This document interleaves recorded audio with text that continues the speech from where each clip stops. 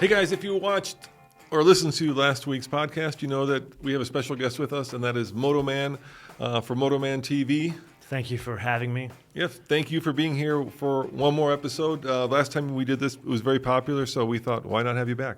Well, thanks for having me. I always enjoy coming and visiting you guys. Yeah, I love the fact that you're here from California, and the reason you're here is because of what's on the screen. If you can't see this, it's because, of course, you're listening to it, but it's the new Mercedes-Benz EQS SUV. F me. Not to be confused with the Mercedes-Benz EQS sedan. Yes. Or the Mercedes AMG EQS AMG. Yes. Also known as the Mercedes AMG EQS 53 AMG in other parts of the world. Yeah. Yeah. And there we have a little bit of what's going to be the topic of this of this podcast. So we're going to be talking about, obviously, Mercedes and the Germans going electric. We're going to be talking about an epiphany I had. You want to hear my epiphany? I'm very excited to hear your epiphany. All right, let me tell you my epiphany. I woke up jet lagged the other night at 3 a.m, like stood up in bed basically, and I said, oh my God, all electric cars drive the same. For the most part, I agree with you. Yeah, let me explain what I mean by that, right? So first time you drive an electric car, you're obviously like floored, literally, by the acceleration because instant torque just, slams you back. Unless it's a Volkswagen ID4. Okay, well, yes, there is instant torque, and then there's instant but not so rapid torque. But they all basically have that same acceleration curve with varying degrees of acceleration. But you see what I'm saying? It's all instant. And then they all basically do the same thing, which is one pedal. Germans call it recuperation. We call it regeneration. And that also starts to feel the same. So in a traditional internal combustion engine car, what you would get is you would get different power curves. A supercharger is a different power curve than a turbocharger than a normally aspirated car. You would also have different sort of braking, right? Because the brakes are very different from a performance car to a truck to just like a Camry. But with electric cars, they all basically feel the same. Now, there is an exception to that. There's 3 vehicles. I was going to say there's exceptions. I have exceptions, and I think you have exceptions. And you just drove 2 of them. So the one exception that I think is different. I think I drove 1 of them. I drove 2, but one's an exception. 2 on my list. Okay. 2 on my list. So, and what I mean by this is, like, we're talking about the EQS SUV. I think that pretty much drives very similarly to the Ioniq 5, which drives very similarly to the Mach-E, to the ID4, right? Oh, I would disagree. I think the Ioniq 5 and the EQS sedan and they're in one bucket. The Mach-E, the EV6, and those are in a completely different bucket. Fair enough. But I'm going to even simplify it. For me, there's 3 cars that actually have personality when it comes, and that is the Porsche Taycan or Taycan. Taycan, fully agree. Yeah, because I think Porsche spent a lot of time making sure that it drives like a sports car. Well, they took 60 years of driving dynamics engineering, and they put it underneath the fenders of an electric car. So it's a Porsche first, and then EV propulsion second. I think that was very elegantly stated. Well, I am originally from the greatest city in the world. All right. I disagree with that statement. We have a little New York, Chicago thing going, but, Them and their quiche. You and your, I'm going to call it cracker pizza. So the other car, and it's not a car that I think drives differently, and you just drove both of these, is the Lightning and the Hummer EV. The Lightning because they took a traditional Ford F-150 and they gave it independent suspension and electrification. And the other thing that electric cars all do is they're all very heavy, right? The batteries are heavy. So and you feel that heft. You feel that. Especially in this case. Yeah, so the car goes down the road in a straight line very well. It's when you start going around a corner that things get a little ugly. And then, of course, there's the crazy one, which is the Hummer EV, and that is completely off the hook in terms of the way it drives, just because it's and you just drove it and you didn't like it. So I had back-to-back experience here, which was unusual. This, So these guys are truck guys. I am not a truck guy, so these guys kind of introduced me to this stuff. I was very excited to drive the GMC EV because of Phil Zach, who was a good friend of mine. He ran the team that designed that vehicle. And you hear the story from General Motors, and it's a really unique story how the thing came together. But then you drive it, and my first reaction, and just so what the audience needs to know is I drove that first before I drove the Ford. You drive it, and it feels disjointed. When I really laid the power on, there was torque steer from an all-wheel drive vehicle that wasn't designed to be a front-wheel drive vehicle. I've never experienced that before. that tells me something is not right in Camelot there. Then we came after we, of course, played the game of the crab walk. Yes. We put the car away, and then you Truck. kindly offered me seat time in a work truck. Yes. The Pro, the Lightning Pro. The Pro, yeah, the one that's $45,000. We've talked about in other episodes. I have while I'm not a Ford guy, I have a huge amount of respect for Ford the way they run their business, and the fact that they're going to put out a $40,000 pickup truck that's electric. Think about the plumber that has 5 trucks. He buys those things. It changes the deck for his business because he no longer pays for energy, or his energy costs go way down. That's my mentality walking into that truck. That it's just going to be a work truck. This thing was a wonderful experience. This thing, there's nothing disjointed about it like the Hummer EV was. The Hummer EV, now that I've driven both, it feels like a science experiment. You call it a toy. I don't think it's even a toy. A 911's a toy. This thing, pieces don't come together. The UX wasn't working when we were trying to put it in crab mode. Very laggy. Where this Pro, you're calling it, the Lightning Pro, it felt like it's carved from one billet of aluminum. Everything worked. And usually what happens when you take an ICE vehicle and then make it into EV, it's garbage. But this is, as you said, it was magic. Something magic happened.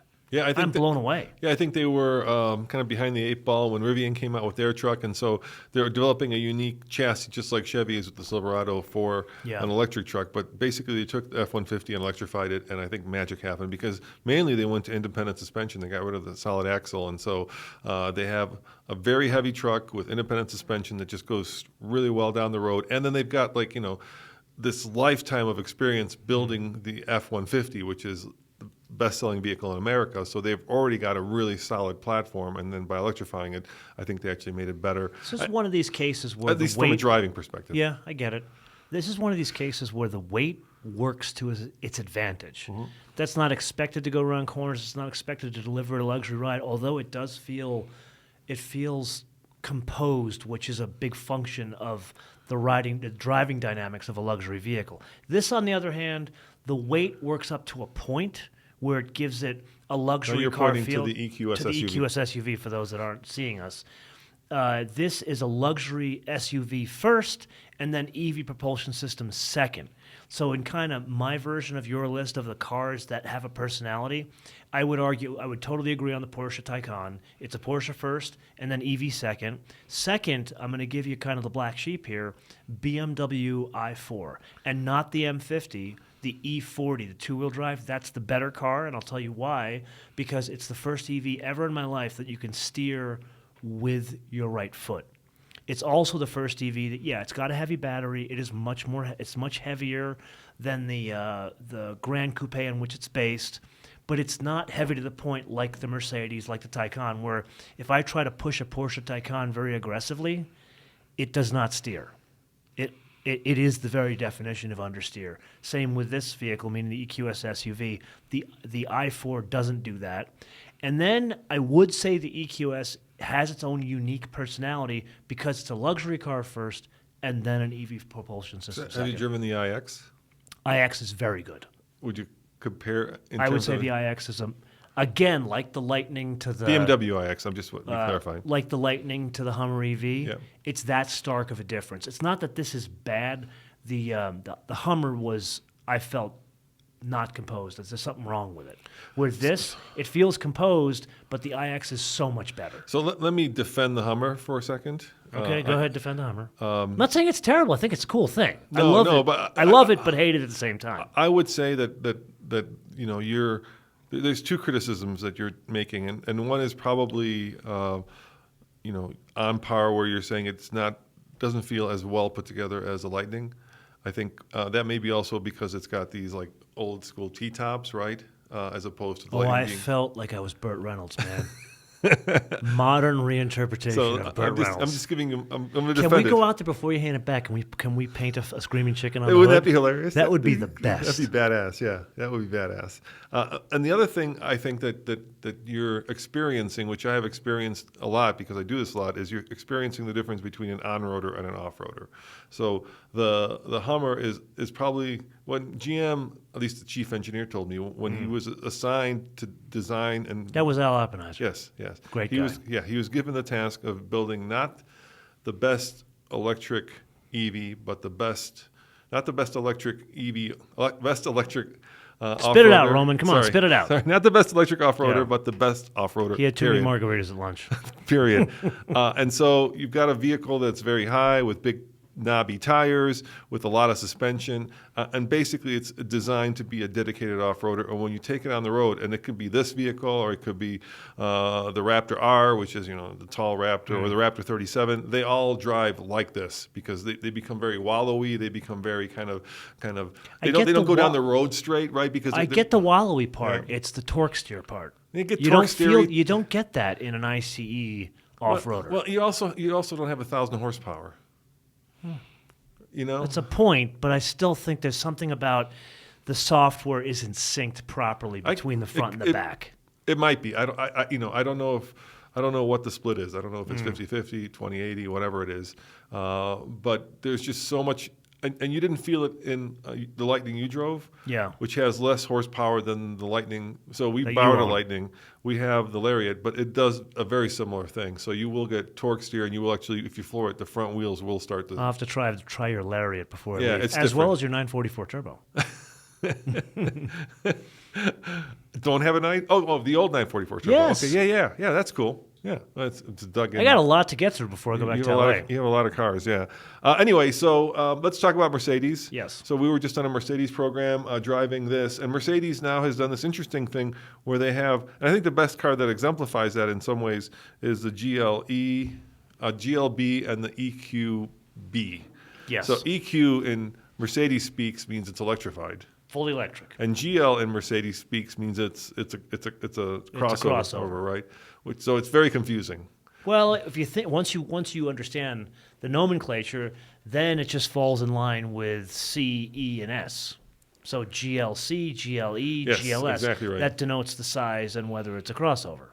So that car they took and they electrified it, and I'm not sure they made it better. The EQB. Yeah. So in many ways, the B class. In many ways, it is the same, but in one big way, it's better. Okay. So I drove it in Germany. Yes. Both on the proved grounds and as well as around Immendingen, and I like the GLB. I'm one of the few people that is not a practical human being. I actually really like the GLB because of its size. GLB. I'm comparing. The GLB is my favorite.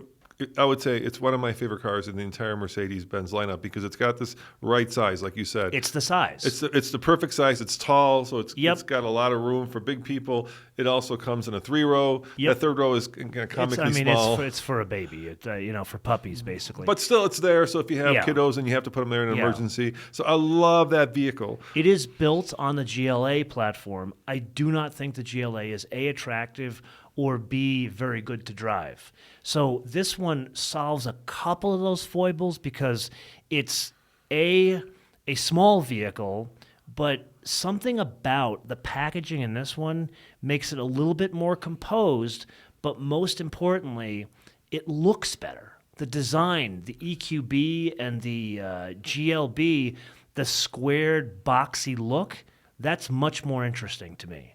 The only thing I don't like about that vehicle, and it gets this from the GLA, it's got a buzzy sounding engine. It's got a very rough engine. It doesn't feel like a luxury vehicle. They start about $40,000 US. You can easily get them to $55,000, $60,000, and the way it delivers power is not a $50,000 experience. That's what the EQB fixes. You get all the benefit of the right sizing. You get all of the benefit of the squarish design. You get all of the packaging ingenuity that they put in that car. Like, for example, the second row seat actually can move forward and backward to allow for more space in the third row. You get all of that, and then it takes away the buzzy, crappy engine. That's what I like about the EQB. Yeah, I'm 100% with you, but here's where it falls down for me in Colorado. All right, it only has 200 miles of range. Yeah, terrible. And in the winter, that's going to 100. be 150 probably, Yeah. or less. And I think once you get below 200, you get into range anxiety, and once you get below 150, you get into like city car world, right? And so that's where I feel like they should have at least put 250 miles of range. So as a vehicle, it's good, and I agree with you everything you said about electrification. But the problem is the range. It's just not acceptable today to have a car with only 200 miles of range and be competitive. So this is us bringing our conversation full circle. It's the flip side of that Lightning we just drove. The Lightning is, or both of them are an ICE platform that's been reinterpreted for EV. The Lightning, Magic, the EQB, it's kind of cobbled together. I also think that, even we have a Mini SE, which is the electric Mini, right? I love the way that drives. Yeah, it's incredible. It's actually that's super fun. Yeah, that's that actually one. a different Let's add it to our list. Yeah, that's definitely. That I forgot has a about personality. That one. Super fun. It actually, I think, is the best Mini you can buy now. I would agree. But only 114 miles of range. Terrible. And I think it comes from a European background where cities are much closer. Yeah, you would own that living in Amsterdam and London. Yeah. Or even, let's say, Munich, right? You could live with it in Munich. Absolutely. But here in Colorado, where if you want to go to, I don't know, the ski areas, you're going to burn through the entire battery just going to Vail. I would be shut. Yeah, I was about to say you couldn't make it to Vail and back. No, you couldn't make it to Vail and back. You could make it there. You could barely make it up the hill. You could make it up the hill, and you could make it down, and then you'd run out, because down you're not using any power. We should have the Pazos challenge. Anybody that can make one of those, make it up there on one charge to Pazos Pizza in Vail Village, we buy them Pazos Pizza. How about that? Yeah, that's not a bad idea. Yeah. Have a little bit of fun with it. Exactly. But only on the locals discount. All right, there you have it, guys. So that's my biggest issue with it. But as a car, I think it's great. It's just it just doesn't have enough. So are there any other EVs that have a personality? We got the i4. You think the iX. We both agree on the Taycan. I think the EQS from a luxury. Oh, the Ioniq 5. Yes. The Ioniq 5 does the same trick as the EQS, but not to the level of the EQS. I think the Ioniq 5 is the best EV on the market, full stop, bar none, because of its price, its design, its packaging, and the way it drives like a luxury car first, not like an uber luxury car like an EQS. To me, it is tuned like a Lexus. Yeah, I agree with all that. Once again, the issue is it drives the same as an EV6. It drives the same as an EV6 drives like an Audi. I don't think so. It has stiffer dampers. Yeah. Okay, now your butt is more attuned to the road conditions of mine. That's probably spending too much time in the seat of a Lotus. Yes, but the driving experience for me is identical because they share the same battery, the same chassis. I would say the Genesis falls into that same thing. So the Genesis is obviously much more luxurious, right? Much more froofy in some ways. Okay, so the Genesis, this is where I think it's one of the rare missteps from the Hyundai Kia group. You don't like that little ball that turns around and turns into a... The GV60, A, is not attractive. Yeah. B, it's the worst execution of what Hyundai and Kia have been very good at. They do badge engineering just like GM did back in the 80s, but you can't tell it's the same car. You look at an EV6 and you look at an Ioniq 5, like you and I could, but most people can't. The GV60 looks like a gussied-up Ioniq 5, which is, to me, not good. The Ioniq 5 is such a beautiful design. They ruined it with the GV60, and then they made it more disco on the inside with all the globe that moves over, and then they've added all of this glossy kind of trim on the inside, but it's still effectively the same design as the Ioniq 5, so it has two problems that it's facing. Number one, it's not really a good-looking car, and number two, the Ioniq 5 is so much more attractive, and it's still good enough to be a luxury car, and it's less money. Why would you buy the GV60? So I got an interesting thing I can add to this conversation. You don't agree with me, do you? No, I don't disagree with you. That's Roman's way of saying let's move on to the next topic. No, we're not moving on. I don't disagree with you. So I had a chance. I got to go to Korea, and I had a chance to talk with... I was jealous. I wanted to go and see that Ioniq 6. I was a little jealous of Joe. And you got to see that. What was that race car thing? Oh, the Project N. Yeah. 74. Yeah, that was badass. I was cursing your name that week. That was badass. Here's a funny sideline. There were 20 journalists that went. Mm-hmm. We tested, this was during the bad old days of COVID, and we tested the antigen test here to make sure we could go. Yeah. And then we got there, they gave us a PCR test. Yeah. And 3 journalists tested positive. And they were stuck there for 2 weeks? They were stuck there for a week in their hotel room. Like they could not get out of their hotel room. One of the Aussies was like, hey, the Koreans were so worried about COVID that they would not bring him new towels. So he had to steal towels off of a cart and give it to his buddy who was stuck in the hotel room. And then I was like, wow, that's got to suck to be in a hotel room for a week, right, watching Korean TV. And the Korean host said, you know what, it actually could be worse because in Korea you have to go to one of those special quarantine jail hotels. Yeah. And so because they were Hyundai, they managed to keep them in the regular hotel without having to go into the quarantine hotel. Did you have to wear a mask the entire Everywhere. flight over? Yeah, the entire flight. That is, your ears just fall off afterwards because of those little things, right? So you had 12 hours. 14, I think it was, yeah. Would you go L.A. to Seoul? Seoul, yeah. Maybe it's 12. And I got to fly on the top portion of a 747. That was way cool. Oh, so you flew Korean Air. Yeah. 747-8. Yeah. The only ones left that fly 747-8s, Lufthansa, Air China, and Korean Air. It was so cool. Great plane. And the coolest thing about it was there was like a little wall you could put up between you and the guy next to you. And this guy next to me was a Korean dude who took his shoes off right away, and he had these furry toes, and he was putting his feet everywhere. And I was looking at this, and I was like, I cannot put up with 12 hours of this. And so I hit the little wall button, and he disappeared, and my world was good. So let's pause here for a minute because we need to take stock. All right. What they don't know is we've shot these 2 episodes in one afternoon. And in one afternoon, we've discussed furry toes and hamster farts. Yes. Yes. I'll take hamster farts over furry toes all day long. Any day. Yeah. Furry toes are like, especially when like the guys walk into the bathroom. Why do people do that? Why would you not wear your shoes walking into a bathroom on the plane? Not a chance. Yeah, I know. Would you do that at home? No. No, so you know what this is? Would you have carpet? It's like having carpeting on the toilet. No, God, no. Sir. Oh no. This is your penance for cheating against the Star Alliance. That's what you get. You needed to fly Lufthansa, then you wouldn't have furry toes. I didn't get to pick. They pick. But the crazy thing is they're partnered with Delta, as I'm sure you know. I know. Oh, no, well. And I made silver status by that one flight. Golf clap. I got a little packet welcome to Delta Silver, and I was like, yeah. Meanwhile, you live in a fortress hub for United. I know, yeah. If I want to fly anywhere on Delta, I have to go through Salt Lake. Yeah. Can I tell you another Salt Lake story? Please tell me. So I had bad sciatica, right, from running. Yeah. And we went to shoot and review the Lyric, which was in Salt Lake City. Yes, it was. Up in the mountains. So Deer Valley. Yeah, I'm coming back, and Salt Lake had this cute little airport, right? Remember, it was this old. Oh my God, that airport. And they built horrible. They built this incredibly giant airport, kind of like DIA, but worse in some ways. Oh, this airport! It takes literally 5 years to get from the check-in to the gate. Yeah, so I go through TSA, and then the thing is basically 2 giant terminals. But unlike it's all Delta on the close one. Right, the close ones are Delta. United at the other end of the U. But unlike United, they didn't put a tunnel between them in the middle. They put the tunnel at the end. So it's a giant U basically, and you have to walk the entire. And there's no train. There's no train. You have to walk this thing. Exactly. So basically, the United gates are in Ogden. Yes. Where the tax collector gets all your money. Yes. And so I'm walking with sciatica with my 50-pound backpack of camera gear, just swearing the whole way. Mm-hmm. And it's also that front part is like downhill, but there's an uphill. It's not even flat, right? It's weird. Yeah. And they don't have the moving sidewalks, and the ones that they did have in that tunnel were down. So I was like grumpy and salty by the time I got to the gate, and I sit down, there's this guy next to me, and I start bitching and moaning about this airport. I'm like, this has got to be one of the worst airports. It's terrible.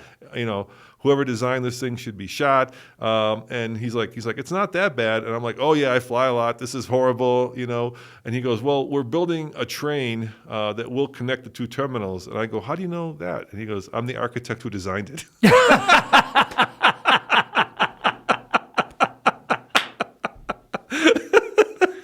Whoa, and did your response? What was it? Well, did you work for Delta? No, I think I turned beet red. That's so funny. And I'm like, I think you're flight you boarding. Pissed in that guy's Wheaties that day.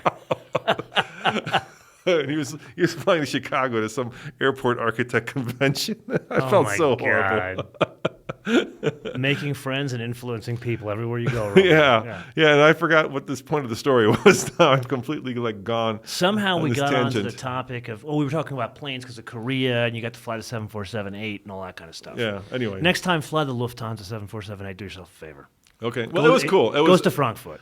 And there aren't many 747s flying. Not anymore, right. but The 747-8 is even more special because it was the last version of the 747. It has a longer airframe. It has the same engines as the 787. It's got the composite wing, so it's quieter, and it's just a newer plane. Like the oldest one is like 8 years old, Oh. where you can still fly a 747 with BA, but they're like 85 years old. I just flew the Dreamliner to the UK. 787. Yeah, that was Yeah. nice. It's an overgrown 737. I'm not a huge fan. No, they I like it better than A350. What's happened? We'll stay on this tangent. Welcome to Air Talk. What happens when you have a pilot on your podcast? Yeah. Welcome to TFL Air Talk. Hey, why did they get rid of first class? First class is gone now. Because the product is so similar. Okay. Because as they started to make business class, and actually it was British Airways the first one that did the flat beds. Yes. Once they started making them into flatbeds, there was no differentiation between the products. So they're like, well, this real estate is at a premium on an airplane. So if I'm going to sell $12,000 seats and I'm going to sell $8,000 seats, I'm going to sell more of the $8,000 seats. So why don't I make that real estate into the $8,000 seats? Makes sense. There's a couple of holdouts. Singapore Air is one of them. American was a holdout. They've taken it away now. On all their planes in the next 3 years, they're going to start doing nothing but their business class. Oh, that makes absolute International sense. planes. International. This applies to wide body planes and the A321s that go LA or JFK to LA. Okay. All right. Well, let's get back to cars. Let's get off of Air Talk and get back to cars. Actually, you know what? Comments below. Do you guys want to see me and Roman or just me geek out about this kind of stuff? Let us know in the comments below. Well, we were talking about the 3 Hyundai cars that are Yes, the Ioniq 6, Ioniq 5. that are in my mind very similar, and you don't like the Genesis version. No. And don't get me wrong, everyone knows I love Genesis. Yeah, but especially the I missed out. GV70 is a beautiful car. One of the best driving cars on the planet. I think the G80 is a mid-sized luxury car bargain. I haven't driven the G90, the new G90 yet. Yeah, Genesis is once again up and coming, and they're doing a great job. They are killing it. Saying yip is amazing. So I'll tell you what I was going for here. You said that they design cars that. No, you were talking about the design philosophy, and I was going to say that I got to interview the architect who designed those cars. Not the architect, the was designer. the guy that worked for Delta. Got the at design, Salt Lake, the designer car designer. Yeah. So he said something interesting. He said most car companies, especially the Germans, have this nesting doll, right? The Matushka dolls. Oh yeah, the Russian nesting dolls, which this is. Yeah, right. So they're very similar. They're just like bigger or smaller versions with the same grille. And he said that Hyundai has this interesting design strategy, which is that of a chess game, right? So when you think about it, the chess game, you've got the queen, you've got the king, you've got the knight, you've got the pawns. The top part of the chess piece is very different, but the bottom part, right, basically the base is very similar. So that's what they're going for. So the bases are very similar, but like one can be a king, one can be a knight, one can be a pawn, and they look very different from each other. And they do. I firmly believe if we were to fast forward 10 years and look back, the clear winner will be the chess piece analogy. I think you're right. The Russian nesting doll thing, it is unimaginative, and frankly, it alienates your buyers at the top end. Yeah, it's going to bring more people into the C class, but the guy who's going to spend $150,000 on this, they're going to be like, well, for $30,000 more, I can have a Bentley. Yeah, and I think you can see that already. Well, so the other thing that Mercedes is doing is they're chasing aero, right? Because these are electric cars, so they want range, and I respect that. And I think in this car, they're saying it's got like a 0.25 coefficient of drag or 0.26, which is pretty incredible. You know, that's unheard of. But the problem is, if you chase aero, it all looks like a raindrop at the end of the day, right? Or a bar of soap. They call it the one bow design, and from a scientific point of view, yes. And actually, the coefficient of drag is much lower on the EQS sedan. It's crazy. It's like 2.1. Okay. Like literally unheard of. EQXX is even better. It's like that's incredible. 0.19. It's beyond. It's like off the charts. Anyway, you look at this. And did you get to drive that? Yeah, I did. Oh, what was that like? So the EQXX is this like hyper. It's a test bed. It's a test bed of technology to come for 2025. Yeah, and so they're trying to see how much range they can get out of an electric car. And what's interesting about that, it's not really about the propulsion system. It's more about how big does the battery really need to be and how much does the car really need to weigh. So what they've done is it's kind of like the Lotus analogy of take everything out that you need before the car falls in on itself, and that's all you need. So less is more. And that's what the EQXX is. And it works incredibly well because it's a combination of it doesn't have a big battery and it's a lighter vehicle. And as a result, the combination of lowering the weight, you don't need as much battery. So it doesn't need to be what these cars are, meaning a jelly bean. I want to say it's got like 1,000 kilometers of range on a single charge. So now. their target was 1,000 kilometers, Yeah. 620 miles. Yeah. And what they've ended up doing is testing it. They drove it from Germany to the south of France, and they were able to get 1,080 kilometers. Wow. They exceeded their target, and it wasn't one of these things where the guys were sweating bullets in the car. They had the air conditioning running. It was sitting in traffic. It was a real world experience, and they were still able to get over 1,000 kilometers of range. Now, I think I watched your video, and I think I watched Tommy's video, but you guys missed a point, and that is it has like a gauge that tells you the wind direction. Well, I didn't see that. Yeah, I didn't see yeah. that. I think We that was had very Robbie's. limited. I watched Robbie's video, and he had that, and it was pretty cool. I'm like, Yeah. that's pretty cool to have a gauge that tells you the wind direction. So when you're And it tells you the hypermiling, kind of details that you're getting on that car. Yeah. But I think that's the next frontier for electric vehicles. This vehicle has, I'm guessing, a 1,500-pound battery. I'm guessing. Yeah. The EQXX, the battery's 1,000 pounds. Yeah. So it's already a third. And the other cut out. cool thing about that car is the battery's not climate controlled. It's There's air that goes around right, it. but not like But internally. not yet. Yeah. There's no HVAC system like Right, this like thing this one has an HVAC on the battery. Again, it's an exercise of simplicity. And frankly, I think if we were to look at a theme here of what the Germans, not just Mercedes, but the Germans in general, they're adding complexity for the sake of complexity. And the EQXX is incredible restraint. And so what they're trying to do is they're trying to show some progress in the materials of construction, how simple you can make the car before we start to have a huge jump in energy when they start moving away from these lithium-ion batteries to the next level, which could be solid state. The minute you start putting a solid state battery, again, it's a big if, because right now it isn't sorted, but if you were to put a solid state battery in this thing, it becomes lighter than an ICE car. Then it changes the deck. Maybe. No, Yeah. well, if I were to So go in I my did- bag right now so there's and take a magnetic drive and a solid state drive, Right. I get that, but there's a Colorado company. I just did a podcast, so check it out. Maybe 2 months ago, 3 months ago, with a Colorado company that's partnered with a bunch of manufacturers, and one of those is BMW, and they're working on the next. Colorado, they're based in Michigan, the one that BMW's invested in. No, it's here. I did the interview with the CEO, and they're doing solid state batteries with the caveat that the ones that they're developing can be built on the current assembly lines that they develop the current batteries on. And so I said, what are the benefits? And at least in their technology, there's only one benefit, and that is they're much less likely or almost impossible to have any kind of a thermal runaway event where they won't like spontaneously, catch fire. And Like happened this week in Pebble Beach with the Tesla batteries. yes, they won't do that, but they're just as heavy. They have the same amount of energy density, but that's because I think that's because they can be built, like I said, in the same manufacturing process that the current batteries are built. So maybe if you maybe it's a like 1.5 versus a 2.0. But that's still a big thing, right? To have a vehicle where you're not afraid of starting the forest on fire and yourself on fire. I think you and I need to spend some more time researching this out because I've spent a lot of time. Remember Christophe? Yeah. Who runs all of EV? He and I spent a lot of time discussing But the that's benefits of solid state. Yeah, and one of I them get was that lighter solid weight. state drive. Yeah, but that because I asked him this, I said, well, does it have like more cycles, right? So it lasts longer. Is it lighter? Does it have more energy density? He said, no, our batteries are pretty much similar to the current ones, except they won't have a runaway event, which is cool. Which I think is cool.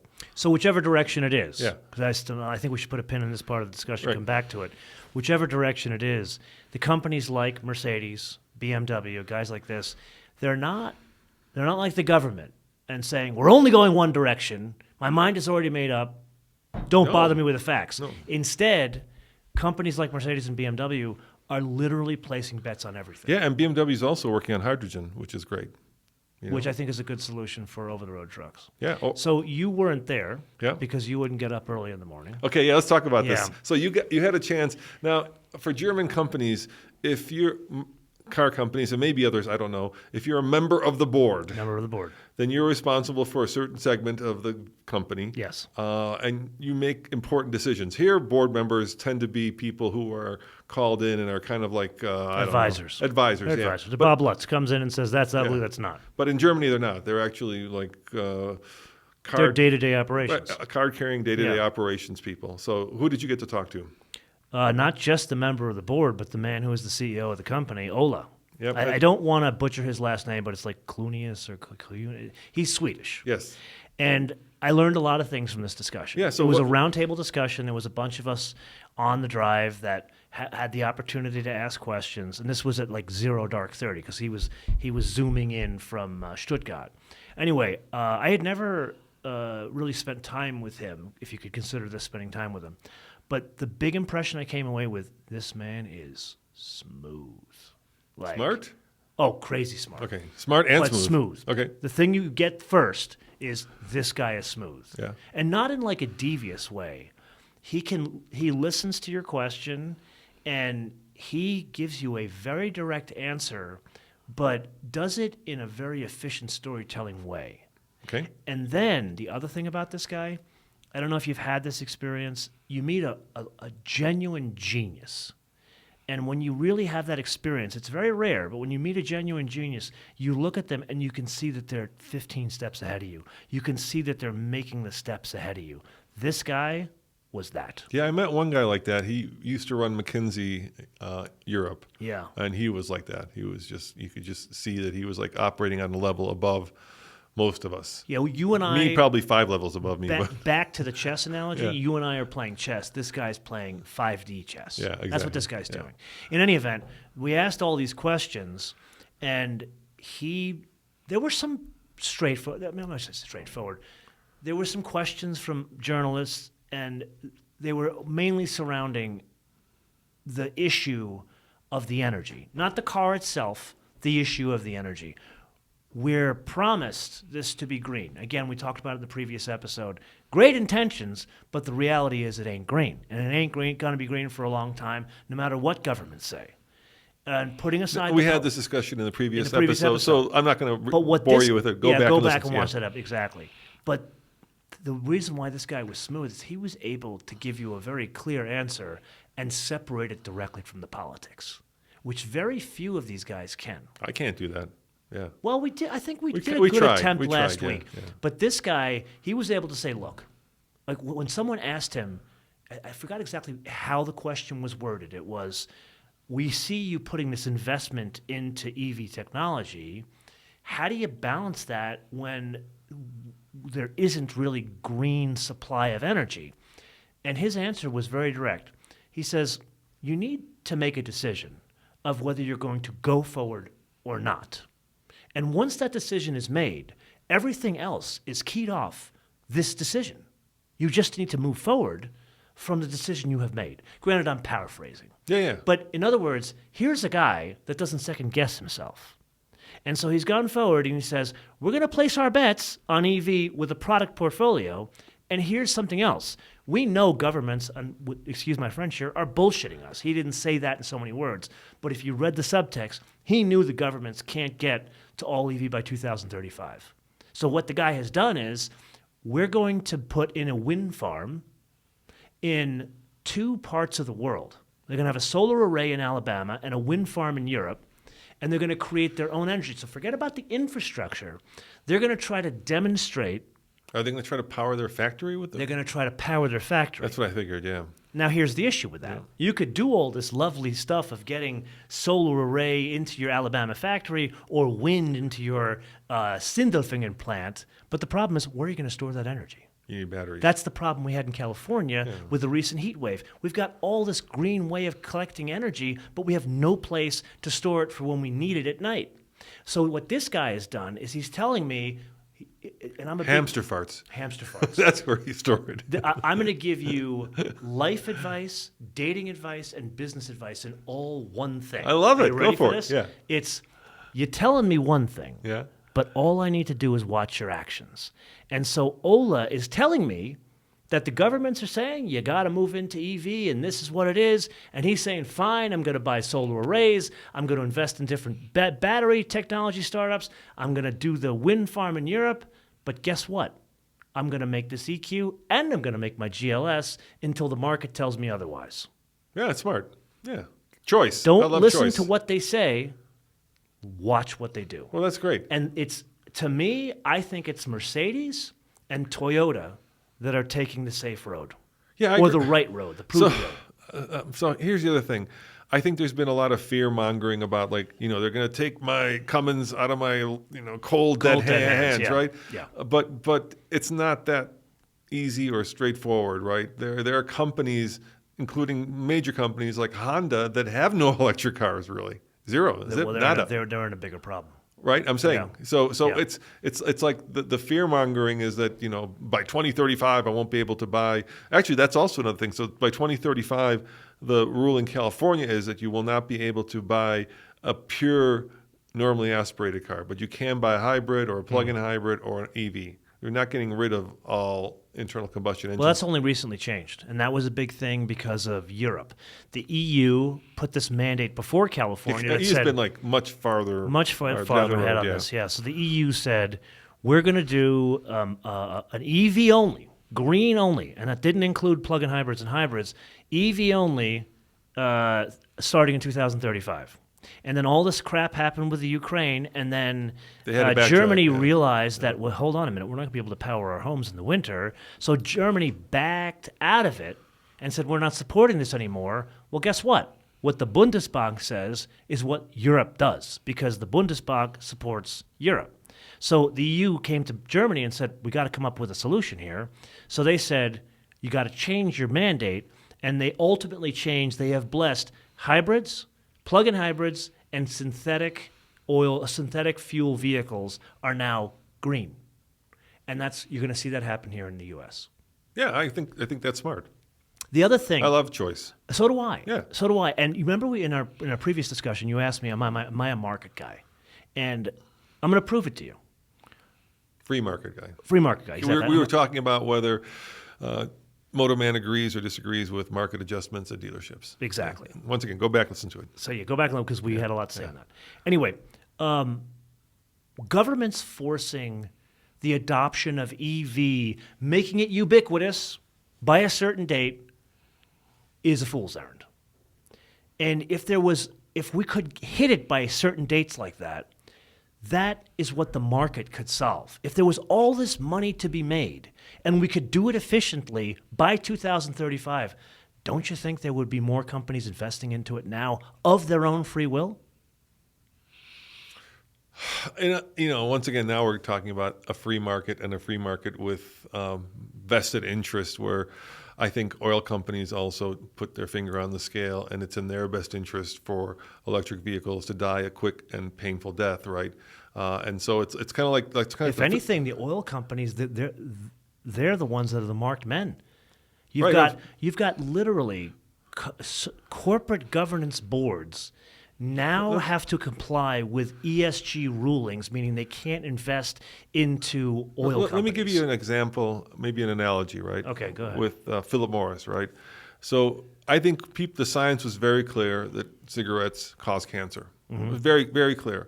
But Philip Morris spent decades, millions of dollars, basically obfuscating that fact, right? And so you would think in a free market, if you would say, here's a cigarette, here's a very addictive thing that if you smoke it will end your life prematurely and kill you. In a free market, you would think that most people are like, damn, I don't want that thing. But if you've got this other force in the market saying, well, the science is wrong, or we're not sure about it, or you know what I mean? Then all of a sudden you're already addicted to it. Then it becomes this thing where you're like, well, maybe I can keep smoking and be okay, right? And so I'm saying in a pure free market, if that were the case, and if there were no other forces at stake, then yes, I think it would happen. But there's a lot of different people who have a stake in this, and not just a little stake, but a huge stake, right?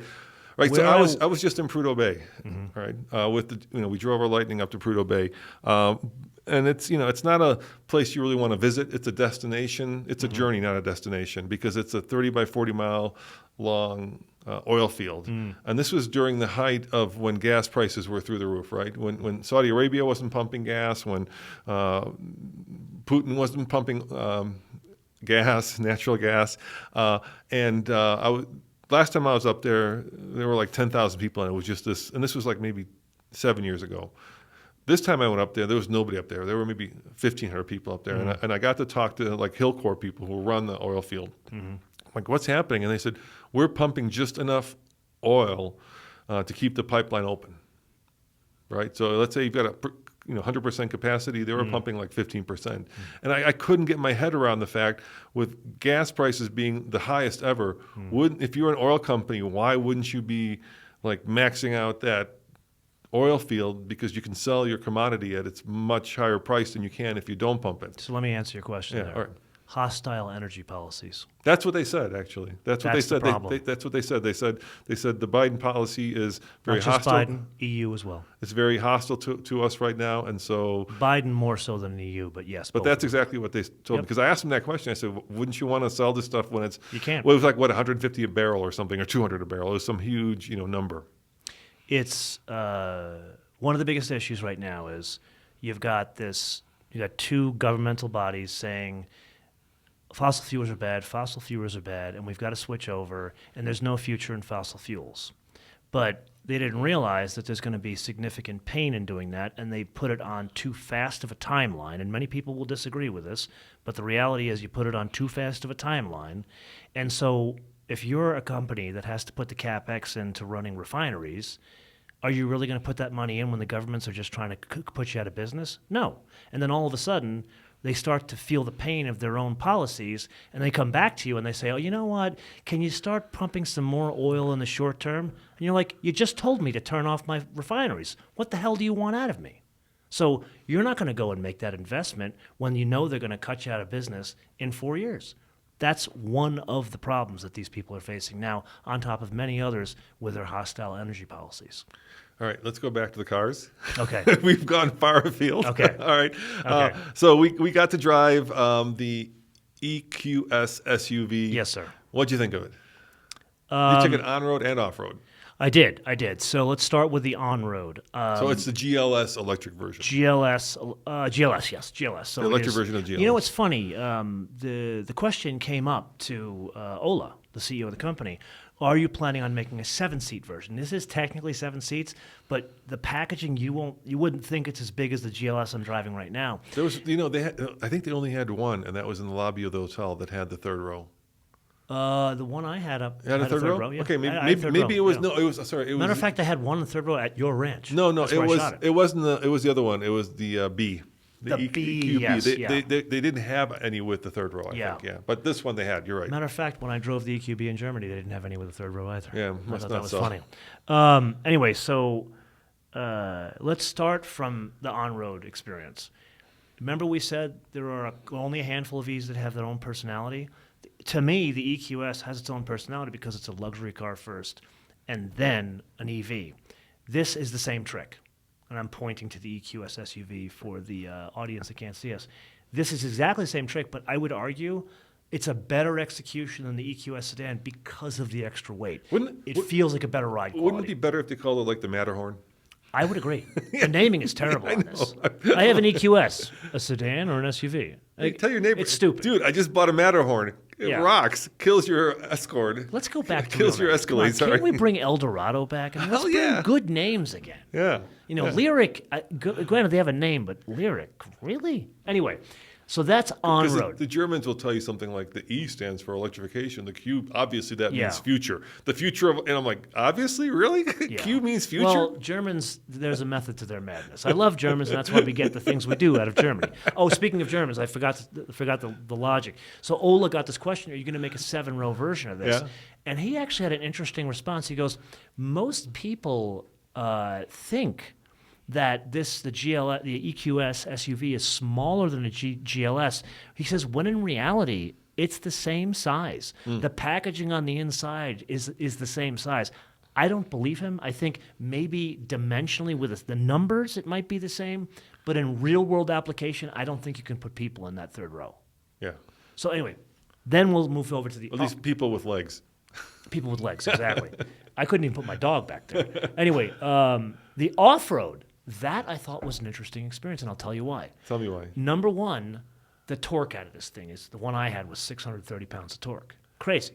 So that amount of torque at zero off-road was impressive. I've never had that experience, even from those wonderful diesel. And then number two, it's got 10 degrees of rear-wheel steering in a tight off-road course, which is what these guys designed up halfway up to Vale.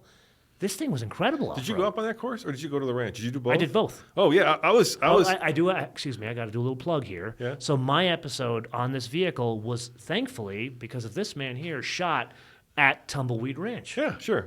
I said, go for it, dude. Yeah. Super. And funny, I shot this car here. He didn't. I didn't know. Yeah, I figure we'll get it at some point. Yeah. So we'll take it there. But I was super impressed by Mercedes actually putting this thing in danger, right? Because it was serious danger, that off-road course. That was serious business. There were places where, like, if you got it wrong, you would hit a tree. Easily, yeah. And I asked the guy, I'm like, has anything gone wrong What did he this say? week? He's like, no, been fine. Really? Yeah. And that guy, at least the guy I drove with, Andreas, great guy. Turns out he is the one that runs the testing for all of these programs, the coming EQE, all that kind of stuff in Alabama. Oh, interesting. So I'll tell you my take on this thing off-road. Let's just go over what it has off-road and what it doesn't have off-road, right? So it has an off-road mode. It does. And it has air suspension. So it raises the air suspension about another inch, I think. So it's about 10, no, maybe it's 9 inches of total ground clearance, which puts it in the same, just to give you guys context, it puts it in the same ballpark as like an Outback. Any Subaru is about 9 inches of ground clearance. So that's good.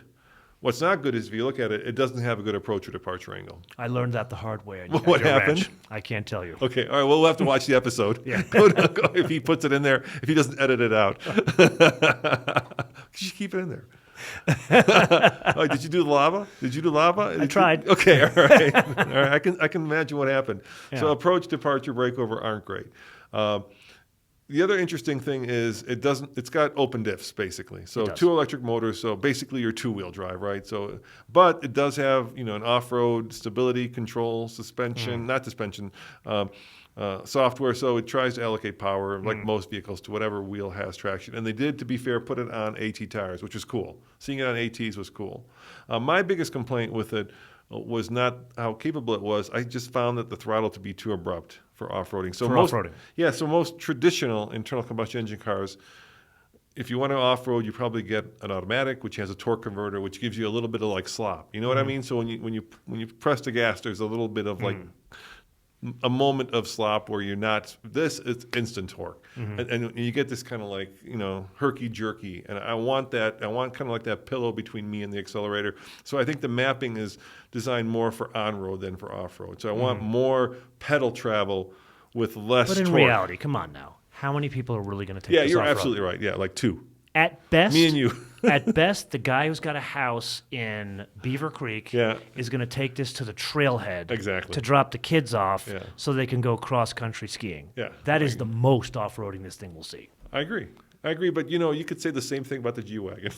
And that's got 3 locking diffs. No one's going to take it off-road. The guy in the Outback that has had a G-Wagon since 1974, he takes his off-road. Dude, not the diesel G-Wagon that they built for the Iranian army. I'm talking about the G63 AMG. I want the one with the plaid seats. Those are cool. Here's the thing, okay? So I wanted one of those. I really wanted one of those. I was like, that was like my dream car. Perfect, plaid seats, diesel, right? So long range, and then I got to drive one, and it was so slow. It was so slow. Oh, it's a sled, yeah. Oh my God, I could not live with that car. Well, I could not live with it. Don't meet your heroes. Yes. Yeah. Yes, it was just painfully slow. The torque fell off a cliff after about 2,500 RPM. So nothing, and then you shift a second, and nothing. Yeah. So literally 0 to merging on the highway like 20 seconds or something. Yeah. But cool, way cool, but painfully slow. Yeah. So let's get back to the design of this thing. So that's problematic. We've got we've discussed this has got the Russian nesting dolls. Yes. Now it looks just like a bigger, dare I say it, chubbier version of the EQS. I think it's an EQS where someone plugged it into an air hose. Yeah, I and agree. It's been pumped up a bit too much. or on the oven and Pillsbury Doughboy went poof. Exactly. Yeah. Here's my struggle with that. Number one, it's a love it or hate it design. There's nothing like a Camry. It's not offensive. It's not love it or hate it. Like, it's okay. What's that power bulge? Why do they have that? Why do you need it? This I don't quite understand. And let me ask you another thing, okay? So Tesla basically wrote the Bible on what electric cars should be, right? Door handles that pop in and out. This has been copied now by everybody, right? I think that is the dumbest idea in the world. Fair. In the winter, they're a pain in the ass. I don't like them. And they break. And they break, and they freeze, blah, blah, blah. But this has become a thing, unfortunately, in the auto industry. The other thing that Tesla did was over-the-air updates. Right? Okay, everybody's doing that now. They're all doing it. Phone is a key. That's coming. If it's not there, most now manufacturers. But what's the one thing that, like, to most like non-EV people, represents an electric car? I have no idea. The Frunk. The Frunk. That's Frunk a huge miss. become synonymous with Now their excuse is they've got a huge HEPA filter there. Yeah, That's their excuse. so we opened it when we had the EQS. I saw that episode. Yeah, there's a little flap there that if you take a Phillips, you can unscrew, and then you have the regular opener, and then it opens up, and there's a huge HEPA filter. But and I asked them that. I asked the engineers, why did you not put a Frunk in? Because this is a thing that electric cars are now synonymous with. And they gave me the same reason the Cadillac gave me in the Lyric. And they said, what we did was we took the stuff that normally lives in the back of the vehicle, right, where the hatchback is, and moved it to the front of the vehicle, giving you more space in the back. And we thought that was a more practical way of utilizing space than giving you a tiny Frunk. I would argue said. That might be the correct answer, but it's not the practical answer. Or the smart answer, actually. I think you do need a Frunk in these vehicles. I agree. I think it's kind of like what I was saying about why I like EV cars. Put aside the politics, put aside the problems we've talked about, governments overpromising crap, but to me, it's the function of not having to go seek out energy during the day, and the fact that I do get more storage in different places. Especially with the trucks, right? We didn't open the Frunks on the trucks that we drove. I can open them for you. They're just brilliant. It's brilliant to have the space now in a pickup truck where you can put like luggage that's not going to go wet. So back to the design here, which I think this is part of the discussion. There's a missed opportunity, number one, in packaging. So you've just brought up this whole thing about the no Frunk. And number two, there needs to be a delineation between an S, an E, and a C. Yeah, and they're all at the same. So we've already seen the EQE sedan. Yep. We've already seen that. As a matter of fact, I shot 2 episodes at your ranch. One was the EQE 500. And you look at an EQS sedan and an EQE sedan, they look the same. It's just one smaller. And the reality is, again, 150 grand, do I want it to look like the guy I was going to spend 80? No. Yeah, I agree. I don't. Yeah. And you're missing the opportunity of, how about a different design direction? How about trying to bring in different buyers in the different segments? Because frankly, the kind of person that's going to buy this is going to be older and is not going to be, frankly, the kiddie set that's going to buy that vehicle. That's going to be for the upcoming EQE SUV. All right, so here's the other problem, too, with this. And let's talk about the EQS, not the crossovers, but just the regular EQS. That one also has an AMG version of it. Yes, it does. But because it's so aerodynamic, the AMG version, to me, looks very similar to the regular version, right? It does. Yeah, if you look at like a typical internal combustion AMG, you see spoilers, you see air ducts, you see aero stuff right on the vehicle. With the electric ones, they're almost identical. There's no flicks. Yeah, no, maybe different wheels. Flicks. Yeah. And so I'm going to give you my idea, and everybody thinks I'm crazy, but this is my idea. Do you know what are those cages called that people go inside? Shark cage. No. With electricity, they're called Electricity. Yeah. So you have a big cage, and then you have a guy are crazy with a rod, and then there's electricity in the rod, and then the electricity jumps from the rod to this like cage, to this round cage where it sparks. It kind of does a jump. I have no idea. Oh God, I'm going to think of it in a second. I'm not one of these guys playing 5D chess like Ola. He would know. But you should call him and ask. Have you seen that? Have you seen those? I've seen what you're talking about. Those demonstrations where the electricity jumps. Yeah. The problem with electric vehicles, and now you got to think like a 10-year-old, right? Because this is what people, I think, especially guys, buy cars, right? They buy cars. Like I just saw a Ford Raptor where somebody on the tailgate had taken the Ford Raptor thing off and put a big Tonka on it. I thought it was so cool. Just a Okay. Tonka. It was Yeah. cool, right? You're playing to your inner child. Kind of like hamster farts. Yeah, like It's the hamster same farts. mentality. Yeah. Faraday. Is it a Faraday cage? Faraday cage? No idea. Okay. Anyway, probably not a Faraday cage. It's something else. Anyway, so how do you designate horsepower in an internal combustion car from the rear? It's about exhaust, right? The more exhaust, or the bigger the exhaust, the more power it has. But with electrification, you lose all that. So how do you signal that this is an AMG versus not an AMG, or it's a fast electric car versus a non-fast electric car, right? How do you do that? And I thought to myself, it would be really cool if you took like a little see-through box, right? And you had that electrical spark that jumped from one part of it to the other one. And the more power it has, the more it jumps, and the more like lightning. It looks like little So lightning. you want like the 1.21 gigawatts? Is that what you're looking for? I want like this little clear box where you accelerate, where all of a sudden you get this visual representation of how much power is in the car. Where this like Roman, yeah. Roman, I love you. Okay, but you don't like the idea. is Nobody a- likes my idea. That is a dumb idea. All right. That is arguably one of the dumbest ideas I've ever Well, heard. so you know what Dodge did, right? You mean rebadged an Alfa Romeo? No. In terms of figuring that out. Oh, with the sound. Yeah, with the sound. So That works. What they did was they took like a little sound engineering, Yeah. right? But it's not fake. They actually have like And there's the air going through it. It's yeah, pretty cool. it's a little tube, right? Yeah. But that's a horse shit too. I mean, Okay. it's not real. Whereas this spark could actually represent how much power is in the car. Let's pause here because Okay. I think you bring up a very good point. The question that we're facing as we move to EVs, do we even need these crazy performance cars? Do you need an AMG version That's of a an really EQS? that's a great question. And I don't have the answer. And I think it's the kind of thing we're going to have to go down the road a couple of years, maybe 10 years, because we don't know what we don't know. Because this is 6,200 pounds, this car, and it's still quick. So do you really need the one that goes 2 seconds? Well, so I can tell you this: I've driven a Model S Plaid, right, which is Yeah, stupid.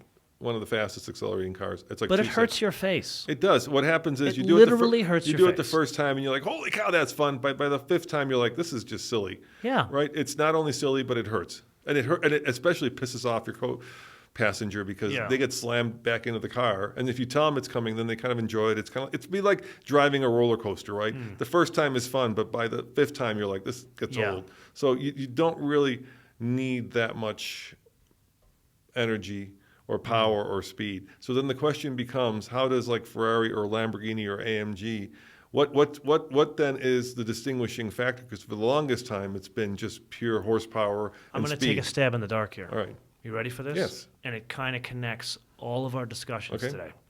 I don't think it's speed. I don't think it's the fancy one. I think it's the Hummer example or the Crab walk? You think it's crab walk? no. The Hummer example, or it's the Rimats or Rimac, however you Right. pronounce that.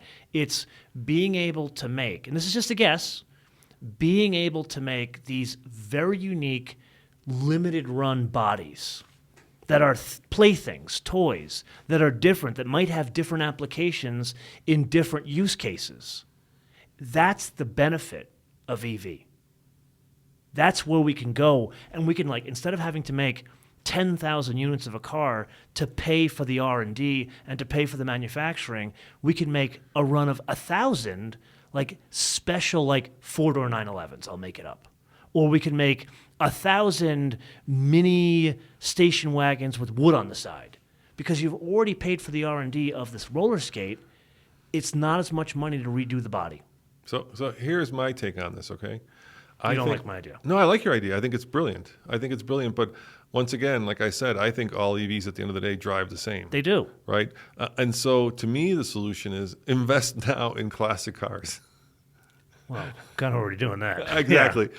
You know, or like if you love Hemi Hellcats, get yourself one now. Well, let me ask you another question. And you said in the previous you said you shouldn't because of the economy, but Well, provided that your finances are in order. If you are out of debt and you have a net worth of $1 million or more, buy whatever the hell you want. But if you are in debt and you have a challenged income right now that could be susceptible to people being put on the street because of what the Fed does or because of lack of investment in the stock market, now is not the time to invest in anything. You got to put some money aside. I think the thing I'm going to miss the most when it goes electric is turning gasoline into noise. I think that Yeah, is. I think that we're is- all going to miss that. That is one of the most. Kind of like hamster farts. Yeah, it's one of the Yeah. most brilliant things that Yeah. internal combustion engines do. Forget about moving the car, just So let me turning it pose a into question to you. wonderful noise. Let me pose an important Yes. question to you. I'm probably tipping and giving away too much on age here. Yeah. But there was an old movie with Lee Majors where he lived in a time. The what was he? The $1 Million Man? The Well, he Bionic used to be Man. the $6 million The $6 man. Million Man. Yeah, that's right. But no, this was a movie. I think Okay, it was in okay. the 80s. All right. And he lived in what was the 49 states. Okay. So the U.S. was set up, and it was effectively a communist socialist place. Okay. Okay. All right. And you could no longer have cars. Gas was banned. Basically, this movie's becoming real at this point. Kind of like Demolition Man. Did you ever watch Demolition? Kind of like Demolition Man, but yeah. much more dark. Okay. Okay. I like that scene where he crashes the police car and then all the airbags go Yeah, off. yeah. And basically he's So follow me on this. Yeah, all right. So he lives in this socialist Okay, version all of right. the states, but California Yeah. is the one that's free. They called it Radio Free California. Okay, so And California. it was normal U.S. People had cars, people Okay. were listening to radio, whatever. So he got his station wagon impounded because you couldn't have a car anymore. Period. all right. But he was a race car driver, and he had this race car buried under his garage because he didn't want the police to come take it from him, impound it from him. So he decided he's going to make a run to Radio Free California from the East Coast. I gotta watch this movie. It's a great movie. Hold on, I'm gonna And Google it while you're talking. He basically drives a race car, a Can-Am car, across the country. Now, I'll give it away. He makes it to Radio Free California, but the government's trying to keep him from getting there. How do you spell his movie? How do you spell his, is it M-A? Lee Majors, Leemajors. Lee Majors. He was married to Farrah Fawcett, so he's got that going for Lee him. Majors car. I'm just going to go car movie. So he makes the run out there, and he gets across by getting the remnant The gas. Last Chase. The Last Chase. There it It was a great flick. I gotta watch it now. I Okay, gotta watch so it. this is my question. All right. Do you think, let's say 2035 happens, do you think we'll wake up in 2045 and the government's banging on your door, let me have that 944 turbo, you can't have it anymore? It's happening in Europe.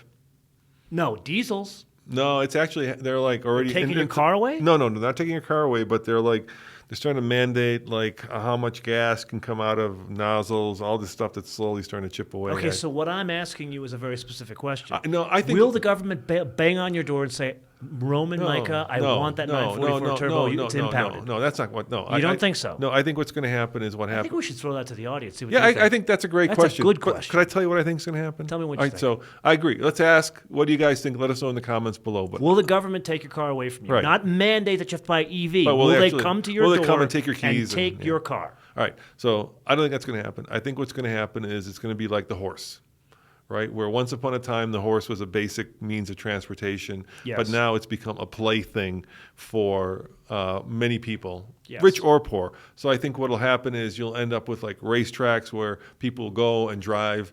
They're kind of like like the Goodwood Revival, right? Where you Yeah. go and you can drive these classic Yeah. cars on racetracks. You may not be able to drive them there, or you'll have to have a special permit to drive them there. But there'll be certain areas or certain people will have certain properties.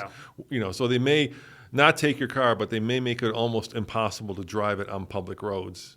Or it becomes so impractical to drive it on public roads, and it's already happening. So we've got a bunch of classic cars, right? Yes, you do. And so I wanted to take a bunch of classic cars to Denver because I wanted to try to drive them. And like the '90s cars we have, those aren't really classic, right? But we just bought a Mercedes 250C, and I drove Very it. excited. We have to go see that after this. Yeah, we could. So I went to go drive that to. But it's kind of a pain in the ass. You know what ends up happening with that car is it actually drives really well, but the heater will not turn off. Oh. So that, you know what I mean? That kind of thing Yeah. starts to happen where like the cars become not undrivable, but become very difficult to drive because Yeah. of the era thereof, and Yeah. because all old cars have issues, and Yeah. so that may end up in kind of a natural kind of So entropy way. I would somewhat agree culling the with herd you. of Like, internal combustion. if I were to look into my crystal ball, Yeah. I agree. I think, In places like Norway, they may take your car away. well, this is where I was going with this. Yeah. So I see the same vision that you see, where it moves to an automobile country club. I see that as well. But asterisk I give you there, it's only in certain municipalities. Like I could see California saying there's no way you're going to have thermal club anymore. You can't have private racetracks. That's it. But Texas, I think that'll happen. Yeah, it's like hunting, right? Like Texas has these hunting preserves where you Yeah. can go and shoot whatever you want to shoot. This is why we have a federalist system. Yes. This is the benefit of a federalist Yes, system. I agree. Yeah. Yeah. You can live in the state that you want. Exactly. Exactly. Anyway, I think with that, we'll once again say, let us know in the comments below. Yeah, I think we should get them to answer the question: is the government coming to take your car, and if so, which ones? Not my Hellcat. I don't have a Hellcat, but that's the You're one. going to bury it under your garage, just like Lee Majors did. The TRX. I actually thought about that when we sold the TRX. If it was my personal truck, I probably wouldn't have sold it because I want to keep that as the pinnacle of. And the other thing that we haven't talked about, which is also a kind of I think a side benefit of electrification, is it's making internal combustion engines better. Right? Oh, I totally agree. Yeah, so you've got competition now, and so That's a discussion for another day because I feel what they're doing. I shouldn't say feel. I firmly believe that they are stifling innovation because you look at companies like Volkswagen Group, they're putting a lot of investment into synthetic fuels. Yes. There's a whole other life there. And then there's the efficiency of, okay, we've got a lot of, most plug-in hybrids have 30, 40, 50 miles of range. How about we do it at 100 miles of range? What about that? Think about the efficiency there. Yeah, and I know Honda, was it Honda?